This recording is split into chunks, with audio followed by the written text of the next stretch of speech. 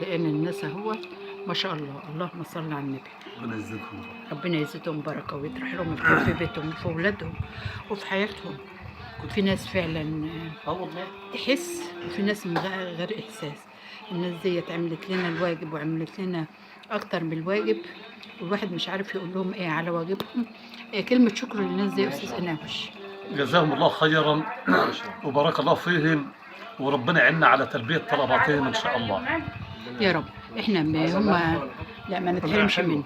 احنا كل اللي طالبينه منه، الناس ديت حبوا بلدهم، وهو ضحى ومشى معانا وجرى ويانا وتعب عشان بنطالب لهم مرضات الله، وبنطالب لهم كمان بحياة كريمة. احنا شفنا السفرة اللي مجهزينها لنا اهي تأكل 10. ألف شكر وألف تحية إن احنا فعلا الناس دي قامت معانا بالواجب، وبنقول لهم ألف ألف شكر.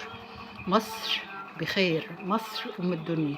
أما الست تقعد تعبانة طول النهار عشان تعمل لنا سفرة، كتر خيرها وألف شكر. من برنامجنا صوت الحياة أنا والأستاذ إناوي بنشكر الأستاذ.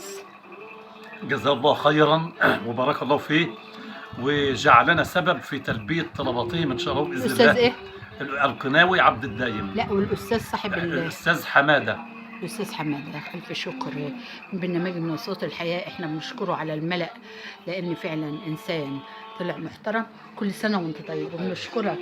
أما تخلي الست تقعد طول النهار عشان تعمل لنا أكل، جزاه الله خيرا. وإحنا جايين نسجل التسجيل ده واجب علينا، وبنقول لك ألف شكر. ومصر بخير والدنيا كلها بخير. متشكرين لما عليك، وكل سنة وأنت طيب.